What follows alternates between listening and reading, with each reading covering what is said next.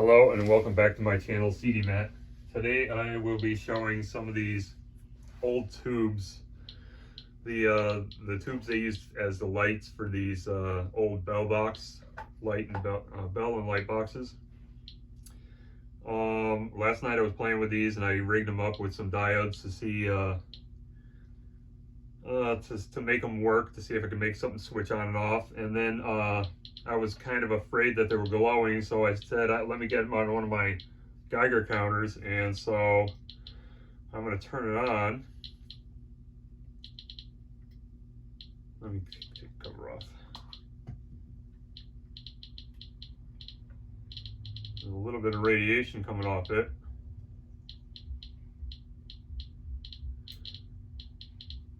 Let me do the other one. Now this is the 359A, which is what were used in the bell and light box. This is I guess a later version, maybe. I'm not sure when they came out with these. They're flat top, or these are round top here. And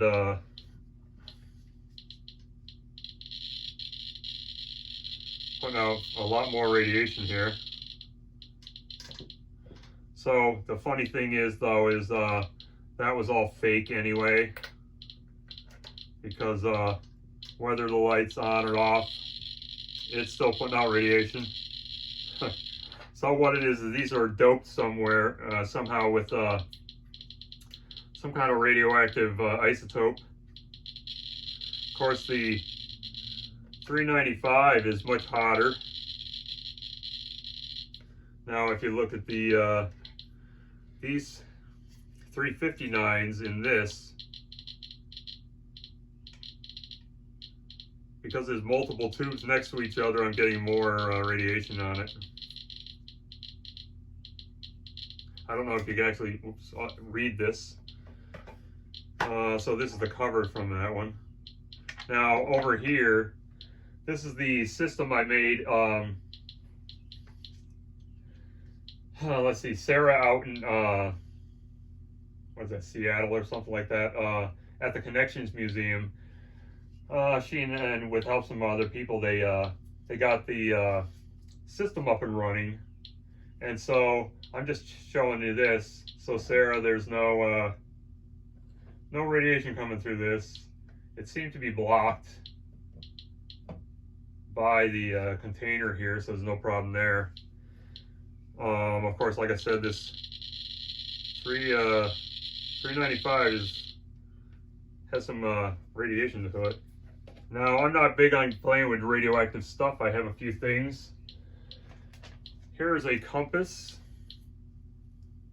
I use this as a check source when I'm working on meters.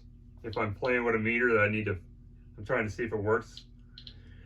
This is from 1952. And so obviously they probably could have used this in Korea. I bought this at a flea market. I bought 4 of them. And I actually started pulling one of the screws out. I actually only unloosened it. There's 4 screws in the back to hold it together. And I was going to take them apart and clean them. And then I decided not to. I just threw them in a bag, back in the bag, and I threw them in the corner. And then one day I was playing with a radiation detector, and I found that there was radiation coming from the corner. And as you can see, these freaking things are hot. So luckily I didn't open it up and start playing with it, because I had no clue there was radium paint in this thing. This is years ago that I bought these. I don't even know what this is doing. Let me put it over there. I don't want to be near it.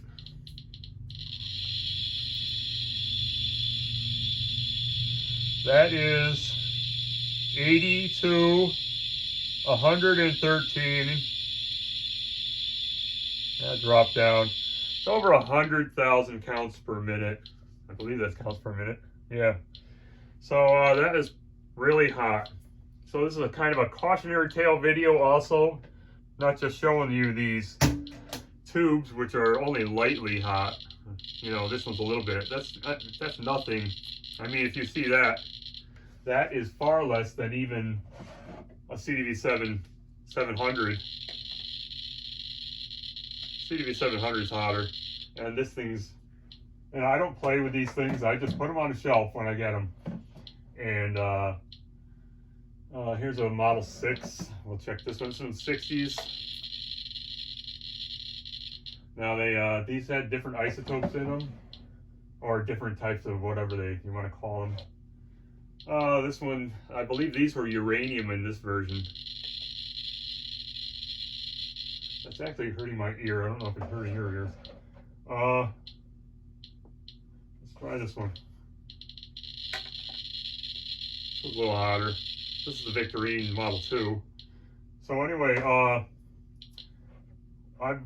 when I'm buying, I don't normally check those because I know they have check sources in them. Now these they use out in for testing out in or during testing in Nevada out in the desert, and when they were doing the bomb tests back in the 50s. And so I don't trust these things. Maybe they come back hot.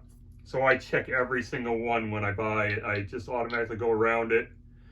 When I even open a box, I check the top, and then I open it up and I'll check inside, and I make sure if there's a source in it, I check around the source. I don't play with the sources. Never took one out. I don't take sources out of things. And so anyway, half of these came without sources, but around half came with the sources. So I just automatically check everything, make sure it's not contaminated, because one day I got this meter in, and this one's got a little radiation. Now, I really didn't look at the or the listing too good. When I just bid against some other people, and I wish I had lost this bid. I like the look of the meter. It was interesting. I saw that it had this on it, but quite often the source would be a separate source. So here, this is an aluminum container. That's a steel container. So I was getting radiation through the aluminum and then through the steel. And actually, the source is inside of another aluminum container inside here. And this is strontium-90. The strontium-90, as far as I know, is a beta source, and it shouldn't even be going through aluminum. And actually, the button, there's no button up here like the other ones have a knob. This has a little button under here that you push. So I'm getting radiation here. It's nowhere near what the compass is. In fact, I think this tube is actually putting out more than this is. This is actually a little less probably than some of the 700s, but because it comes out of the case everywhere instead of one direction like the 700s, 700,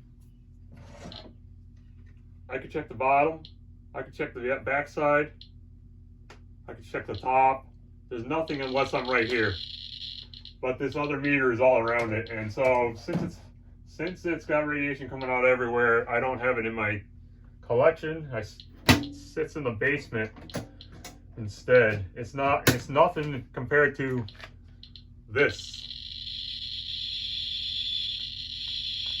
I can only imagine, like I said, being in Korea, having this thing stick in your pocket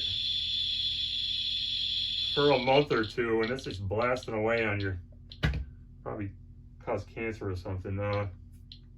I'm pretty sure I've seen people open those up in videos and clean them out and everything and make them all pretty, and it's like, I'm glad I didn't do it because it's full of radium. So that we'll get back tossed outside where it's locked up. I keep it locked up. Yeah, so this is more of a cautionary tale, and just showing you some of these tubes.